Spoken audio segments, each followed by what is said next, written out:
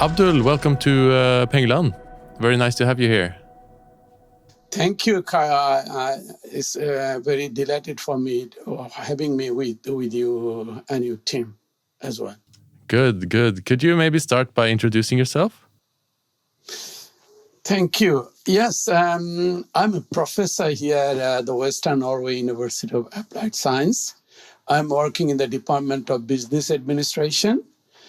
And actually, before I moved to Norway in 2020, I work in a different country, in a university in Bangladesh, in Malaysia, in Singapore, a little bit in Brunei. And then I moved in the middle of 2020. I got a job as a professor at the Western Norway University, or you call it Høgskolen på Basland, in Bergen. So, yeah. Great. So you've lived in Bangladesh for some time, or? Yeah, I lived in Bangladesh. I worked there, and I also work as a consultant for a government project. So I actually work. My richest area actually is politics, administration, and organization in the Muslim countries, more particularly in Bangladesh, Maldives, and Malaysia. So these are my area. And I was also work as a consultant or policy paper designer for higher education reform in Bangladesh. That's super interesting. It's we've wanted to do this episode because it's been quite a wild year in Bangladesh. So it's great that you've done research on that country and also been there for quite some time. Could you maybe tell us a bit about Bangladesh? To give it some context for what has happened the past year. Well, that's the history. It's an interesting land, country, and I can say it's a tropical country, South Asian nation. Bangladesh is a relatively new nation which got its independence from Pakistan in 1971 as a result of a bloody war. And the Bangladesh journey from Pakistan to Bangladesh, the history go back to the British colonial rule in India, which was ended in 1947. And then British India was divided into two independent countries. One is called Pakistan and another one is India. And Bangladesh was the part of the then Pakistan, and they call it East Pakistan. But the West Pakistan failed to treat East Pakistani, now Bangladesh, equally as the citizens of one nation. For example, the mother tongue, which is Bangla, of 7 over million people speak that language, was not recognized as one of the national languages. Economic discrimination and unfair resource distribution, all these made people highly dissatisfied and angry, and thus liberation was started in 1971. But after the independence, and until 2026, within the last 54 years of country's independence, people still experience injustice, unfairness, democratic backsliding, administrative and political elites-dominated policy in every aspect of citizen life. So as a consequence of injustice, unfair system in place, undemocratic rule, elite-dominating political culture and public policy, people of Bangladesh actually express their dissatisfaction with street demonstration, sometimes with violent means in 1969, in 1971, 1975, 1990, and lastly, the revolt, they call it the July Revolution, happened in 2024. That also resulted the fall of the Sheikh Hasina regime, and she and her party's senior official took shelter in India. If I may talk about the recent unrest or the July Revolution, they call it, started with a student protest, especially the student from University of Dhaka. They were against the quota system in public sector recruitment, or they call it cadre system. These are the only highly competitive but also highly desired jobs with high salary, official and other benefits, and of course, the symbol of power, status, and prestige. So during 17 years of Hasina's role, 50% of total public sector jobs were under quota system. And within quotas, again, 30% were freedom fighters quota, they call it. The people who fight for the independence in 1971. So their children, their grandchildren are only eligible to get public office job under this quota system. But this is 30%.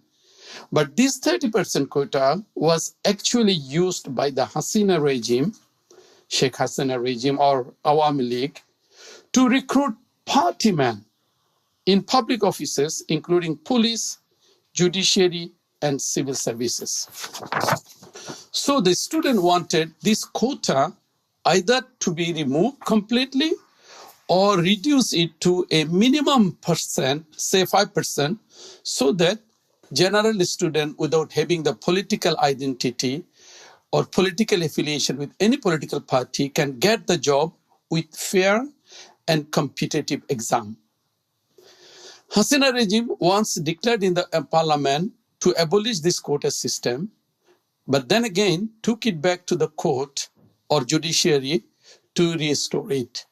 That actually triggered the student movement, what we call the July Revolution. Yeah, that's really, really interesting. And I think we're for sure going to go more into the what happened in 2024 and also after. But could you also quickly, just for listeners who are not so familiar with Bangladesh, could you give a little bit of an outline of the political system and the way that it was until 2024? You've mentioned some key players here. There's Sheikh Hasina and the Awami League, and you've also said some things that are indicating maybe a bit of a capture of certain public official roles by people who are loyal or party members. So could you give a bit of an overview of the political situation? Well, the political system in Bangladesh, actually, if I may say, is actually party control system in every place, from administration to the judiciary to the bureaucracy, even the business community. That's a party dominant. So winners get all means that when one party or party with an alliance, they got the maximum seats in the parliament, that means they are the winner. And they influence people's life in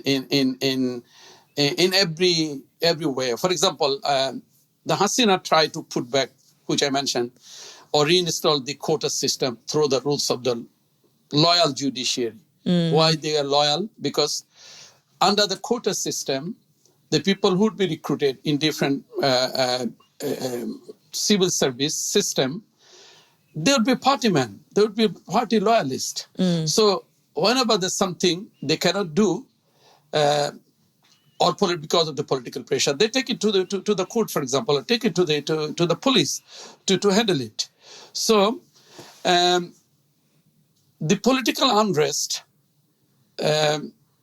always started with the political parties' decision, and most of the things settle actually on the street in Bangladesh context, I should say. You will see the regular demonstration on the street because the system are so politically biased. Yeah. And the general public cannot raise their voice. So the only things they do is to take to the street. Yeah. So it's interesting because on paper, Bangladesh is a democracy, right? There has been multi-party elections in previous years. But the way I understand it, since maybe I don't know, at least elections in 2014, 2015, there has been kind of a dominance of the Awami League and of Sheikh Hasina. Is this what has led to this development that you've said of public positions being given to loyalists or party members? Or has it been like this always? It's just been a switch of parties with elections? Well, these politically chosen people in the position is being the practice since the independence. The politician failed to understand the people desire and that's what I mentioned. The people took to the street in 1969, 71, 75, 1990. All of this mass mobilization, political unrest, and there was change of regime. But then again, whoever come to the power, they actually follow the old method of political dominance, corruption, mismanagement, quota system installation, or partymen or loyalists to be in the position, key position in the government. Not only the ministerial position, but including even in the bureaucracy, in judiciary, in police, for example. So, but the things deteriorated very badly during the 17 years of Hasina regime.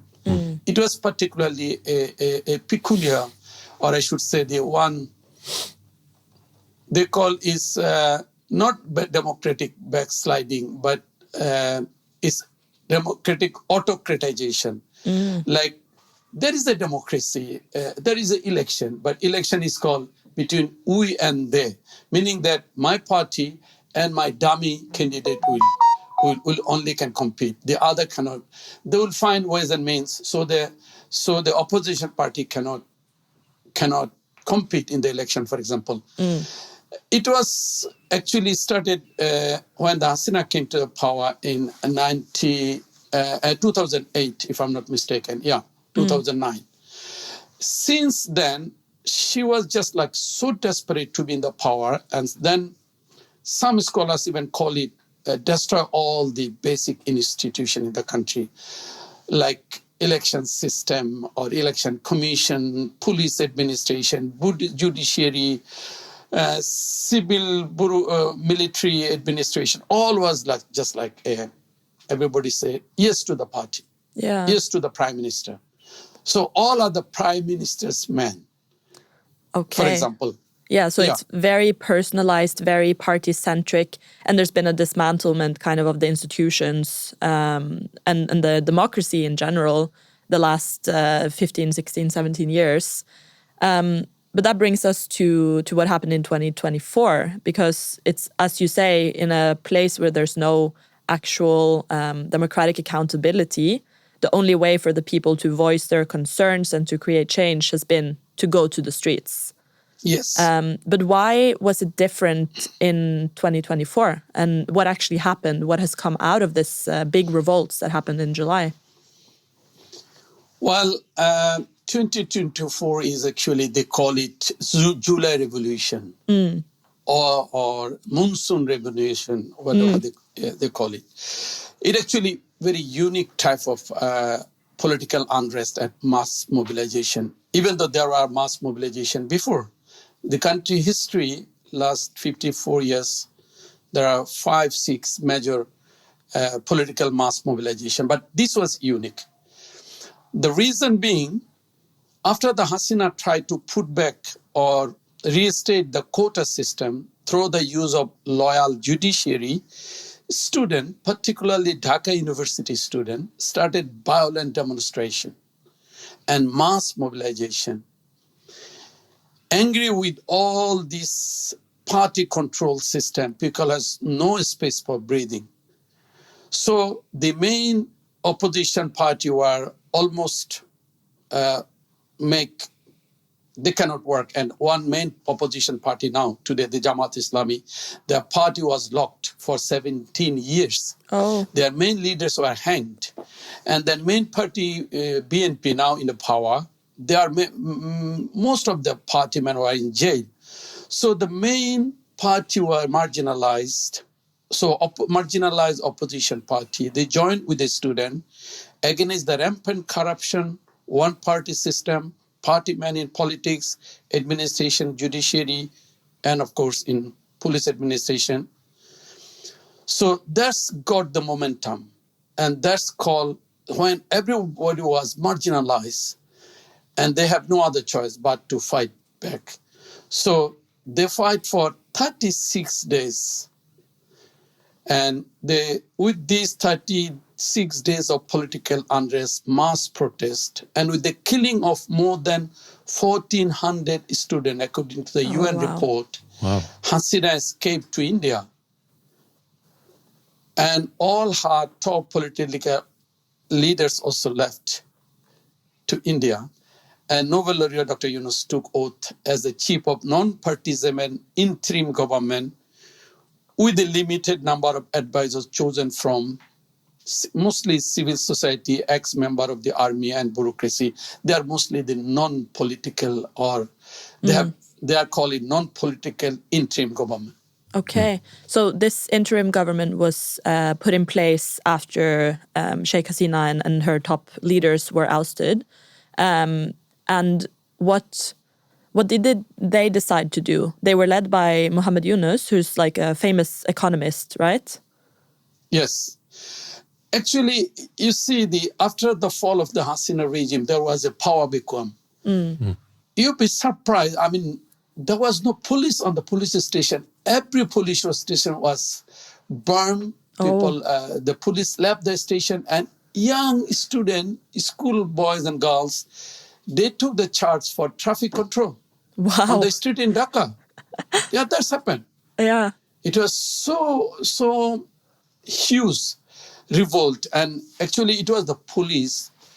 They followed the order of they call it the political leaders, or the prime minister, or the home minister, to fire on innocent students. So that's why the students are so angry with the police, and police left their station.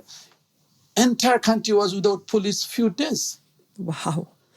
It was what it is. That's why they call it the July Revolution was completely unique. Yeah, for sure. So the interim government, they obviously had a big challenge at this point. You know, there's a power vacuum. The country has been mismanaged for a long time. There's been grand-scale corruption.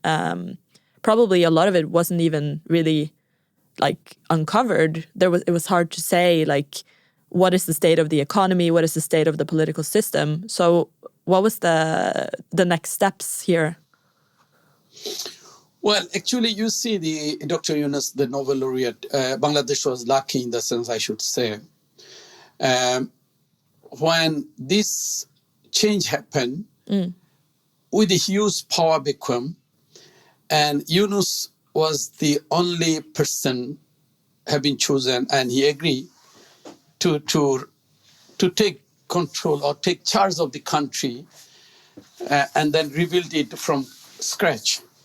So actually, he tried his best, and 17 months of his rule, many people call it probably the best in the history of Bangladesh, where people can freely express their opinion. They can be active on the social media. They can write, express their views, criticize. Even Dr. Yunus is no action. But previously, the culture is like whatever your all activities, including your social media use, would be controlled, monitored, and then the regime will take action for your anti-government, so-called anti-government activities on social media. But during the time of Professor Yunus, many Bangladeshi I spoke with, they said it was actually like a freedom. They enjoyed. But Yunus handed over the baton to the new government with, as you know, the election held on 12th of February in this month. Yeah. So we'll for sure also go into the elections that recently happened, and there was also a referendum over a more like political reform. But before that, one of the reasons why we wanted to do this episode is because in the context of this interim government, there was produced what is called the white paper on the Bangladesh economy. And this is a very in-depth report that was produced by, as far as I understood, a group of independent academics, experts that attempted to kind of get a snapshot of the economy as it was today, and also to kind of understand how it ended up in that way.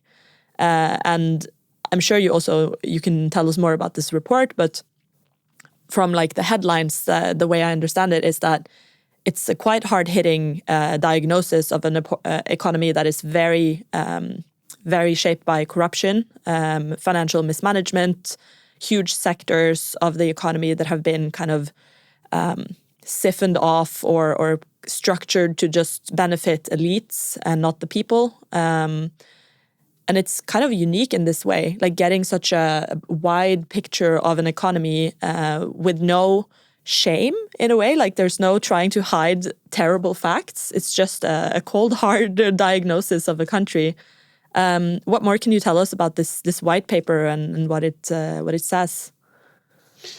Yeah, okay, thank you. I think as I just mentioned, Professor Jonas after took the charge of the head of the interim government.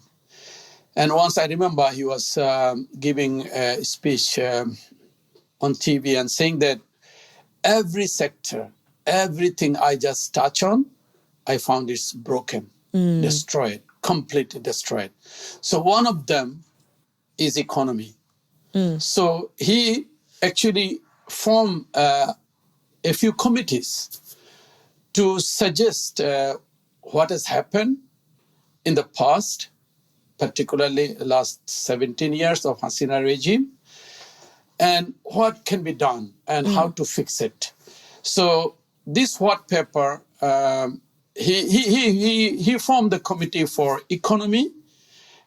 He formed the committee for administrative reform. He formed the committee for judicial reform. He formed the committee for constitutional reform, all these committees. So economic reform committee, what you call, they come up with they produce the white paper. Actually, it is published the first draft published in November 2024 by the interim government, led by one of the leading economists, Dr. Devapriya Bhattacharya. He's an independent economist. So the white paper actually identified the major areas of mismanagement and corruption, particularly during the last 17 years of Hasina rule. And according to the Transparency International, for example, during that 17 years of her rule, $16 billion was taken out of the country. So it was Transparency International report. And you can imagine what a huge volume of money gone out. And so like, does that mean like tax avoidance or just like capital flight or how does the money move? It's a capital flight. It's just like, the cronies of Hasina regime. Yeah. And then one of the remarkable things of Hasina 17 years called mega project they come up with. And all mega project means people call, I read the newspaper, is a mega corruption. What is a mega project, for example? They built the Jamuna Bridge, one of the longest bridge in the country. They built the power plant with the help of Russia. And they built, for example, the road infrastructure, huge road infrastructure. They built a light rail transport, which never been in Bangladesh before. So all these big projects, there's the international vendors, and there was a partyman, and probably you have seen the Al Jazeera was coming up with an episode called "The Prime Minister's Man" or something like that. So the money goes out of the country because the project you can do with, for example, 4 billion. One of the power plant project, there was the Rupur power plant, the atomic power plant. The India has done it with 4 billion something, and Bangladesh ended up with 12 billion or 15 billion. Right. Yeah. So you can imagine the same. That appeared in the newspaper I have read. So this is how the things happen with all that was the slogan of this previous regime before the interim government come, the mega project. They don't like this small project. So all this mega project has a consequences for the economy and mismanagement and corruption.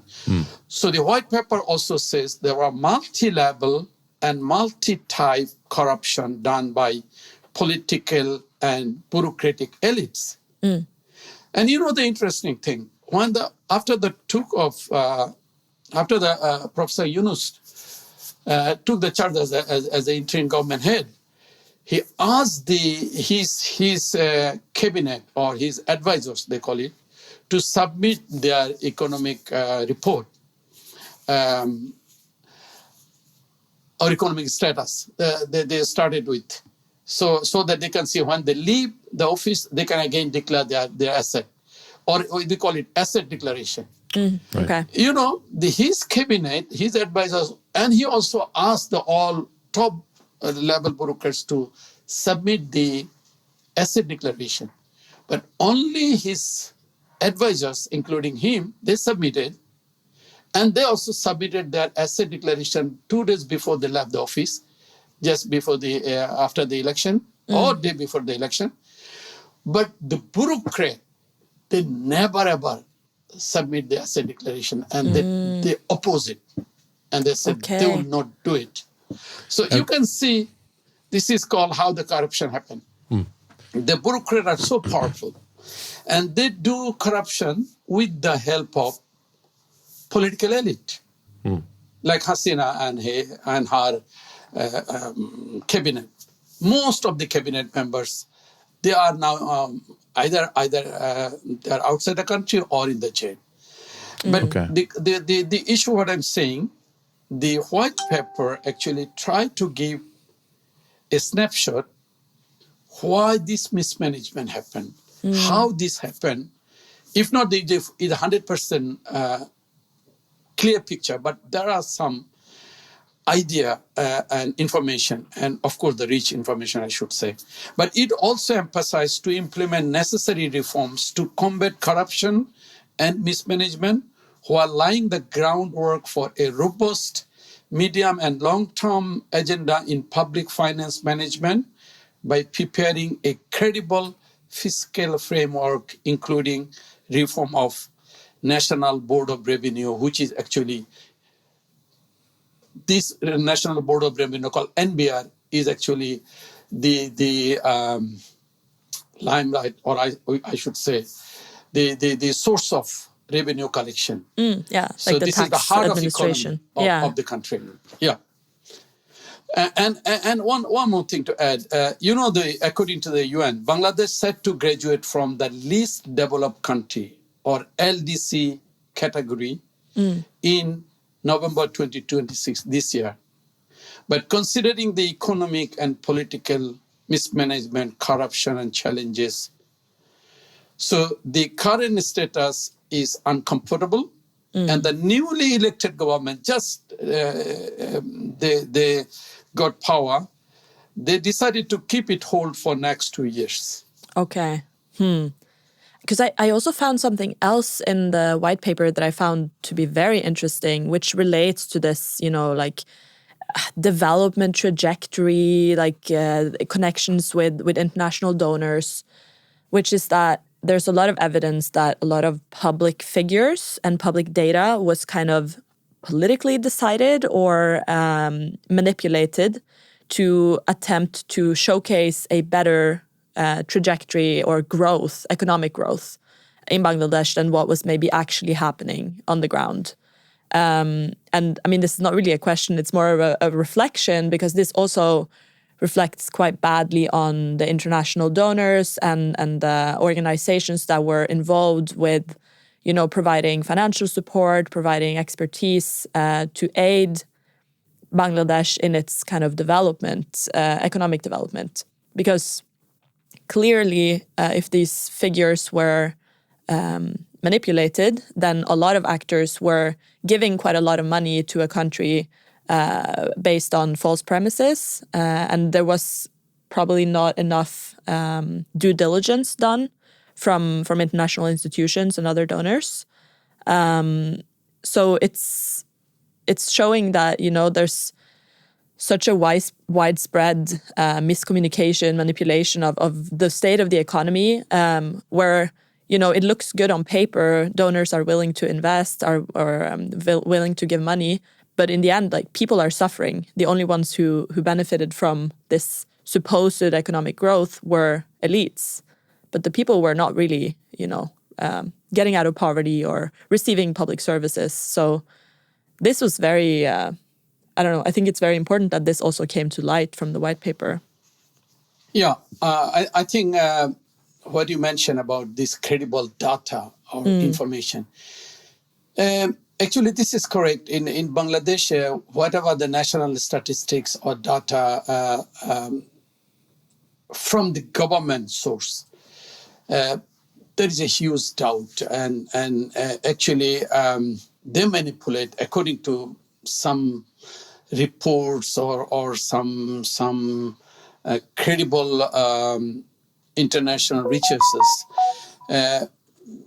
Always the party in power, they try to show the economy is in good form, the GDP is increasing, the per capita income is rising. Well, Bangladesh economy, I should say to some extent, is not doing bad if the mismanagement and corruption is under control. For example, Professor Yunus cannot control the country last 17 months if the economy is not functional, I should say, even if it is not that good. But it was really functional and it could have done better. And Bangladesh is actually, one good thing is called population dividend. You will see 30 to 40% of population, our age group is 18 to 35. That's one of the, I should say, the strength of the Bangladesh economy. Right. So you can see this, and of course the population is like 19 to 18 or 19 million, and if you can calculate, if the 35% of is total 19 to 20 million people, 18 to 19 million people, and 30% of them are age group 18 to 35, what a huge potential. So this is the population dividends. But that's what the Professor Yunus survived, because the economy actually is running, but the regime always try to fabricate the data, showing we are strong in terms of GDP growth rate, strong per capita income, of this and that. But there is always a doubt when the government source, I'm not saying entirely false or entirely wrong, but there are some kind of the system manipulation in place, according to some scholars' a report or international organizational report. Yeah, there are the question about the credible data, I should say, from government source. Yeah. Exactly. This also been highlighted in the white paper, because the Hasina regime, like 17 years, she have been talking the story of development, all the mega project we built, and end of the day, when the Professor Yunus come, and then people got this white paper and got to know $16 billion gone out, corruption is highest level, and per capita income is not actually what they have been talking all the time. So yes, it is. It is because one way they want to convince the people we are doing good, things are on the good shape. On the other hand, they hide the real data. Yeah. When it comes to economic or the necessary information that people need. Yeah. And so there was so the interim government did a lot of work to sort of uncover a lot of the problems in the Bangladeshi economy. But as it's implied in the name, it's just an interim government. So recently there was an election. Can you tell us a bit about how that went? Well, It was, of course, the great challenge for Professor Jonas. As I said, he was only for 17 months. Yeah. And he actually didn't get that much support he was expecting that he would be supported by all political parties, because all political parties, except Awami League, the State Awami League, they chosen him to be the interim government leader. But then we have seen, actually, the Professor Yunus was struggling. One way, all main political parties, they want to see him on their side, but Professor Yunus don't want to be on one side. So there was always, like in Bangladeshi political culture, whenever you are not with me, you probably with them. So always they try to put pressure on him. So from my understanding as an academic, I realized Professor Yunus Bangladesh was lucky to get him, but he was unlucky not to get support that he expected from all the groups, like military, like police, like bureaucracy, like political elites.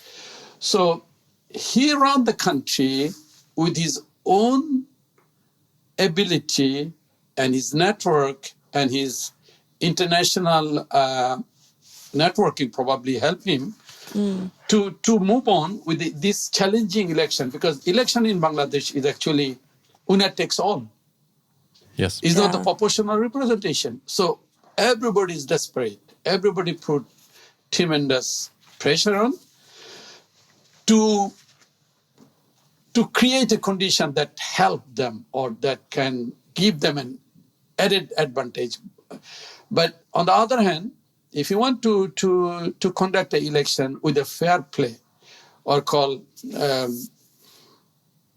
equal opportunity for everyone, for campaign, for media presence, for example, to move around without any restriction, because during the Hasina time, only her party men can go, other cannot. They were restricted to media, they were restricted on social media, they are restricted to move around either. So actually, Professor Yunus tried his best, and probably it was the best election ever, according to the international observer. He tried his best to conduct an election in a fair manner. And it was actually, the election day was like celebrating, they call it Eid or Christmas celebration, something like that. Huge outcome. And then people just took leave from the office. There was a 4 days or 3 days holiday, if I'm not mistaken. So it was just festive mode of he arranged the election. But there was still hiccup here and there. And according to the Transparency International Bangladesh, they identify and they visited 70 polling station, 70 if I'm not mistaken. And they found some kind of mismanagement, or what do you call, like stopping people, or fake voting, or even the big complaint from the main opposition party, which is now the main opposition, Jamaat Islami, and the newly formed NCP, National Citizen Party. Their main complaint was, they call it the result manipulation. Okay. The election was held in free, fair manner, but when it comes to vote counting, they complained that there was a favor from one group or one alliance group, so that they got the 2/3 majority. And most one place, for example, the vote supposed to be cancelled, but one place, if you stamp in the box, empty box, you should vote just on the symbol, not the side of it. On the symbol, the stamp must be on that. But if it is on the side, there's a empty box. If you vote there, it is cancelled. So some cases they got it. They considered it okay, in some cases they consider it is cancelled. So there was a few things that Transparency International identified, but there was not that big compared to the all previous election. And it's still, So- you know, the results are considered legitimate. Results are considered legitimate and well accepted. But as I said, there are like Professor Yunus tried his best, and that's why it is called the ever best conducted election. Yeah. And with the election, BNP, Bangladesh Nationalist Party, which was not in the power for last 17 years, and its allies, they are the biggest winner with 2/3 majority. And Jamaat Islami, an Islamic party, they got the 68 seats alone in the history of their political life, I should say. And the Alliance NCP, Alliance Party NCP, or newly formed, like few months age of the party, they got 6 seats in the parliament, and other Islamic party got 2 seats. So they are the main opposition alliance now in the parliament. And in terms of vote, that is interesting. In terms of vote, the ruling party BNP, Bangladesh Nationalist Party, they got 49% vote. Okay. But the Jamaat Islami, they alone got 32%, and the NCP got 3%. Like they all together, and another Islamic party, they all together got 35%. So 49% and 35% vote to the ruling party and opposition. Why I'm saying it is interesting. It is interesting because even though the BNP got 2/3 majority in the parliament, 212 seats in the parliament, but they will not get the same majority 2/3 in the upper house. This is what is the July Charter talked about. Okay. Yeah. So, this matters. The percentage of vote would be one of the interesting issue that we probably would be discuss further next. Yeah. So because at the same time as there was an election of vote or of representatives for the legislative chambers, there was also a referendum of the so-called July Charter. And you've highlighted or talked about some of these elements before, but part of what the interim government did was put down these committees that were tasked with, you know, looking at the state, not just of the economy, but also of the other elements of governance of the state. And they came up with suggestions for reform. And this was combined, as I understand it, in this July Charter, and there was also found some form of political consensus on this kind of package of reforms. And now it was elected, or through the referendum, it was confirmed also by the population. So what does this charter contain, and where will the government go with this now? The BNP has to kind of take this further, right? Yeah. That's interesting, the July Charter issue. Professor Yunus, when he got the charge of the country, a ruined economic system, political system, judiciary system, police is not in place. So he just started reform. Actually, he wanted to do something, his vision, he called it, like how to put things in place, especially the political things in order. So he tried to bring on board all the main political parties, except Awami League, because they are not, they are banned by now, and their main leaders are not in the country either. So all other political parties, they have a long dialogue, and he appointed a committee, very powerful committee, which is and they discuss a long, and then they come up with some consensus, as you mentioned. This is what is called, quote unquote, July Charter.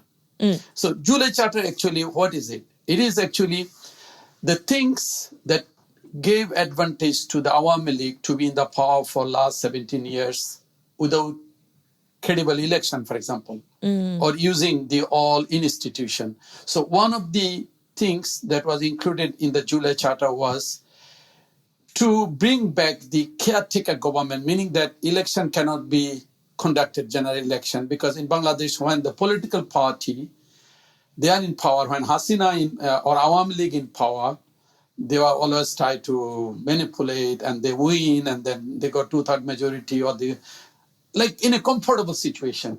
So caretaker government would be someone which is not from any party before the election.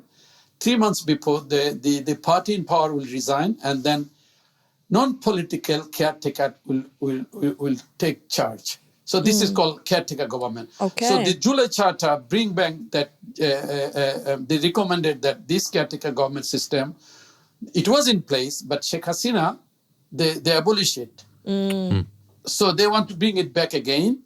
And then election commission, which is also the key institution that in charge of a free and fair and credible election. And the public service commission, what is the in charge of recruitment in public bureaucracy, which was I mentioned, the quota system that triggered the student demonstration. So caretaker government to bring back an election commission and the formation of election commission and public service commission. This time, then it is not only the job of the public party in power, but party in power also need to be consulted with the main opposition party so that they can find a consensus. Who would be the caretaker government? Who would be the election commission? How to form the public service commission? Those who recruit people for public service.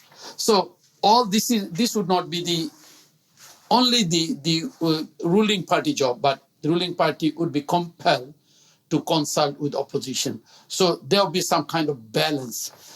This is one. The other one is constitutional reform. With the current constitution, if the one party, like BNP today, has 2/3 majority, so they can change the constitution the way they want. Hasina did it. And the Hasina did it like they abolished the caretaker government, which was actually credible, which was actually acceptable, but they just abolished it. So now the July Charter said the ruling party cannot change the constitution alone. This has to go to the two house, lower house and upper house. So this is like, it's not only if you have 2/3 majority, then you can do it. Not that you still need to discuss. You still need to go to upper house, and upper house seats will be distributed not based on how many seats you got in the lower house, but how many votes you got according to the votes. So there will be some kind of opposition parties to stop or just like put boundary for the change in the constitution. No major constitution change can be done by ruling party alone. The another one is if the ruling party want to change, like abolition of caretaker government, the Hasina did last time. If they want to do that kind of thing, then they have to go for the like what this referendum. So referendum would be mandatory. This is also included in the July Charter. Constitutional major change cannot be done without referendum. And then the speaker and deputy speaker, there are two in the parliament. Normally both are from the ruling party. But July Charter says the deputy speaker must be from opposition party. And most of the chair of the important parliamentary committee, for example, finance committee, must be from the opposition. So there'll be some kind of control there, some kind of corruption control or whatever you call it, like an accountability. Yeah. And also the women number should be increased, and then president cannot forgive anyone recommended by the prime minister or party in power. So there must be some balance between president and prime minister. Today, president is just ornamental. So these are the July Charter. All right, so it's a lot of like checks on power that were that has actually been to combat corruption, to control, to ensure accountability, check and balance of power, so the opposition and position can work together. Yeah. I just had a quick question about the caretaker government. I didn't really understand the function of that. Is it so? Before every election, there will be for some months a caretaker government. Why is that a good thing? Yeah, that's also an interesting question. As I mentioned, the history of 54 years of history of Bangladesh, all the election, general election, they are like there was a complaint of corruption, mismanagement, and party biased, resource mobilization from the government, buying votes, for example, is the kind of thing. So the caretaker government is when you are in power, so you can use all the government resources for your party purpose, for example, election manipulation. And you can give instruction to the polling agent, polling officers, because they are the bureaucrat. So caretaker government is non-particle political government. That is the chief of the caretaker government. Normally, he or she is supposed to be the ex-chief justice of the country. Normally, they choose the ex-chief justice, but we don't know what would be the format this time, because there will be a question of discussion. So if the chief justice, and then he will choose someone who is not from any political party, mostly civil society, NGO, ex-official of army, ex-bureaucracy, those who have not corruption record or those don't have political affiliation. So they can create a condition for a fair play for everyone. Prior to each election. Yeah, during the election. And their tenure actually, the 3 months, 6 months, I guess. They just, I think 3 months is their duration. They conduct the election, then they handed over the power to the elected government, and then that. Okay. So all of these reforms that you've highlighted, they're not being put into place yet, right?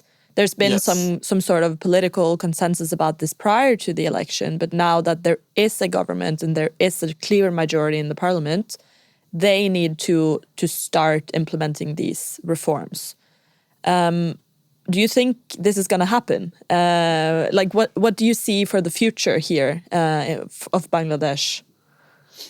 Well, it's $1 million question. Yeah, I know it's going to be hard to answer. Actually, I should say. One of the promise before the election, even this reform, July Charter, was actually passed by the referendum. And this is 70%, if I'm not mistaken. Yeah, I think so. Yeah, 70%, they voted yes for this all kind of changes, reform. But the party, the BNP, they took oath as a result of the election, as the main party.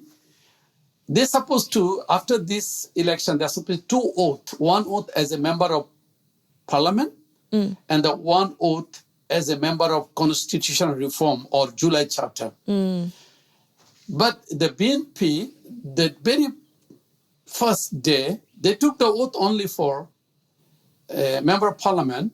They didn't take oath as member of the constitutional reform or July Charter committee. Okay. And they say, we don't need it, actually. We'll do it because it is go against the constitution. But on the other hand, the main opposition party and the NCP, which is actually the student who toppled the Sheikh Hasina, and their party, the young student or young people party, they call it NCP, National Citizen Party, they took oath with the main opposition Jamaat. They took both oath as a member of parliament, oath as a constitutional reform committee. So it was just like a somehow limbo that BNP, they are saying in the media that they will be doing it. But they say it is unconstitutional there is nothing called Constitutional Reform Committee. It is not in the Constitution. But then again, there's a question comes. Some experts saying the Constitution. If you follow the Constitution strictly, then there would not be election in 2026. The election will be held in 2029. True. So you accept one part of the election, and referendum overwhelmingly passed and voted by the public, and you just saying that we'll do it without forming the commission. So there'll be something, seems like, as it goes like normal political tussle, there is nothing happen without taking it straight, without take to the street. And as I just mentioned, the citizens have no other choice. But when they say the political elites not listening them, so they took a street and the things settled on the street. So I can speculate probably in coming years, it would be completely depend on the BNP with the 2/3 majority. If they want to do not to follow all this charter that was mandate given by the citizen in the referendum, so there'll be like the bad days ahead. With the probably the struggle again starts. We don't know how long. Maybe sometime we need to see how the BNP go about. But they give a signal that they are not with as it is what the government or what the people mandated through their referendum. Okay. So they are not with the ED for now. Yeah. Until now. Yeah. I think that's in a way a great place to stop. I mean, it's impossible to know what's going to happen, but I think this reflection you had here in the end of this whole reform process, it started in the streets, and if it's going to be the same political system and the same parties in place that are refusing to do the reforms that the people have asked for, then maybe it also will come back to the streets. And hopefully, unfortunately, probably that would be the ultimate. If the political leaders, both position and opposition, don't learn lesson from the history. The history of Bangladesh actually is like always a tussle in politics. When there is an agreement, discussion, and then referendum, and still people, if the political elites decided to play with it. So unfortunately, then go back to the old political culture, norms, and practice that I can see. Yeah. So yeah. But I think that's a perfect way to end the episode, and we'll for sure keep our eye on Bangladesh because there's a lot of things at play right now. So it's also important that people all over the world know a bit more and stay supportive of these reform efforts. So thank you so much, Abdul, for speaking with us today. It was very insightful, and I hope we'll stay in touch. Thank you, Kaja, and your team. Thanks for having me. Thank you. Thank you.